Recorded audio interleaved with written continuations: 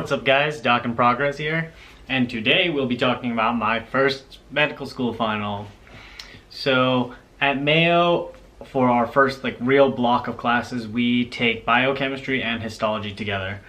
Now that worked out fine because biochemistry is pretty easy. I know if you're in college right now, you might be completely disagreeing with me and being like, oh, I hate this guy for saying that. But biochemistry in college, you take it, it's your first time seeing it, you have to memorize all the pathways, all the structures, all of that. And yeah, you have to memorize all the pathways and stuff in medical school too, but after you've done it in college and gone through that grind, it becomes a lot easier in medical school. So one tip I have is work really hard in biochemistry in college. That way when you take it in medical school, you're already going to be completely knowledgeable about most of the stuff. Other than, of course, the clinical correlates and all of that. So I took my midterm for biochemistry about 3 weeks ago. It was easy, it is what it is. It was your first medical school exam. But again, it's like biochemistry, so you just kind of do your grind and you do well. Then this past week is when I took my biochemistry and histology final. It was a very rough week.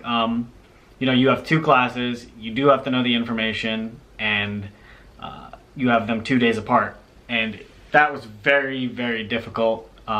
You really had to time manage well, study the important content, learn.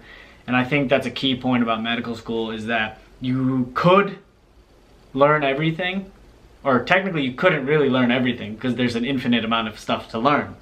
That was my point. There's just infinite amounts you can learn about anything in medicine. So it's really important to kind of sit back, look at the important details, study that stuff really rigorously, but not to get too overwhelmed, because the second you start feeling like you need to know everything is the second you start doing very poorly in medical school. So my biochemistry final, again, it was easy. Biochemistry is biochemistry. But histology, very, very challenging class.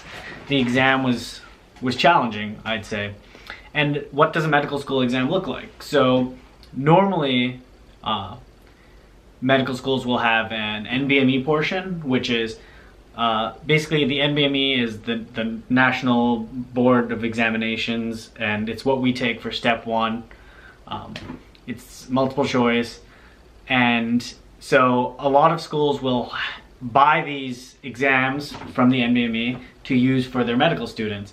That way you're preparing your medical students for the actual board exam, which is pretty much the most important exam you'll ever take, step one. You take it at the end of second year.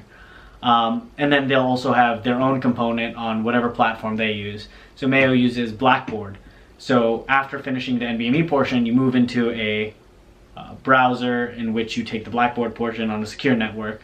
And that's another thing. So in medical school, you tend to take your exams on either computers or iPads, one of the two. There's no more paper exams. And that's also a good thing because the step one is on the computer. Your MCAT is on the computer. So you need to get used to taking these types of exams on their platform so that when you take the step one, you're going to be good to go. And an important point I want to make here is that you'll see during your interview cycle that not every medical school has this NBME portion. Some of them don't even have multiple choice exams. Not a lot of them, but some of them don't have multiple choice exams. And it's very, very important on your interview day to ask, what type of exams do you give? If you can help it, do not go to a school that doesn't have NBME exams. Or really multiple choice exams for that matter. NBME exams are extremely important for training you to take the test that will dictate basically what type of doctor you become. Everyone hates saying that our life is dictated by exams, but guess what? Our life is dictated by exams.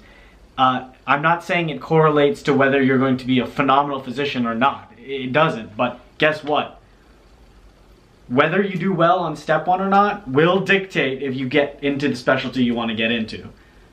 So your life is dictated by exams. And even when you're an attending physician, you might be the greatest neurosurgeon in the world. you still have to re-board every X amount of years. You have to take that board examination, and you have to keep on taking it. Continual education. That's what medicine is about. You have to continually educate yourself because medicine is constantly changing. So my recommendation is make sure on your interview day you do ask what type of exams they give.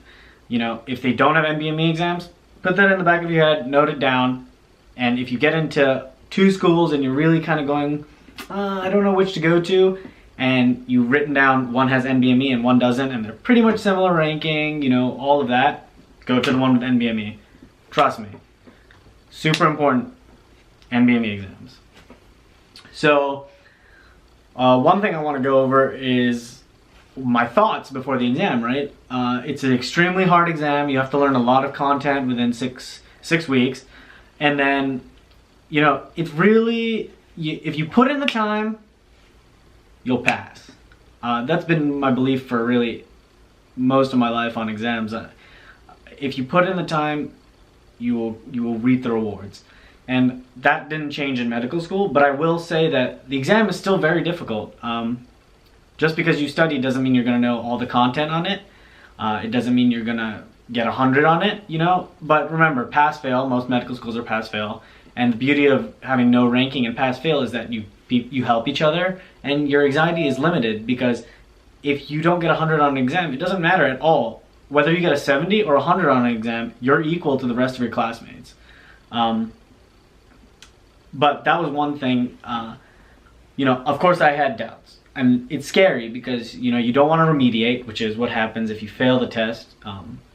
You'll have to remediate the course, which doesn't mean retaking the course, but you do have to take another type of exam. You have to pass that one, and you have to go through.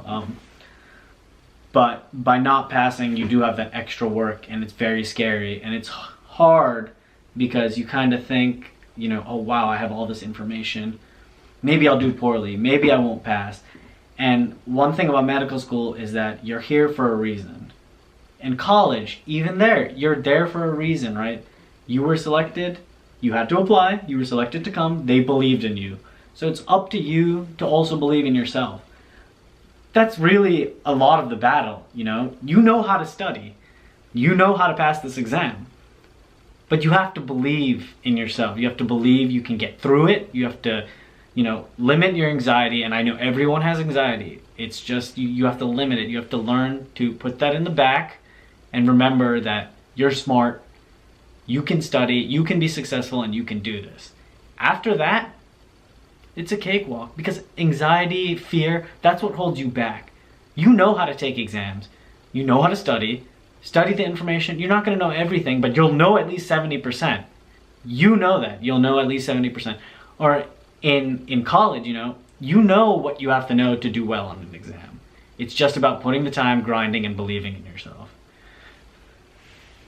So really, once I reminded myself of that, the day before the exam, you freak out, but you remind yourself. I told myself, right, I'm like, I'm here for a reason, and I can do this. And I did it. I passed it. They told us on Friday, and I'm super happy. So no remediation needed. I don't know my score, but I passed. But maybe I'll share that in another video. And I'll definitely be making a video on how I study in medical school and how I studied in college and my tips for that. But I just wanted to share my first experience of a medical school exam and how it's laid out. So we got the NBME portion and our Blackboard portion. Biochemistry had 85 questions total, and histology had 160 questions total. The biochemistry exam lasted an hour and 20 minutes. The histology exam lasted about 3 hours, I'd say. So yeah, really the main points here are always believe in yourself and understand that if you put in the time, you will reap the rewards. That's going to be medicine forever. If you work hard, you will do good things. And this field is one of them that you really can't slack off, because we have the privilege of taking care of patients, and it's not fair to them if we're only putting in 70%, 50%. You always have to work hard in this field and be ready, because there is a lot of hard work that has to be put in.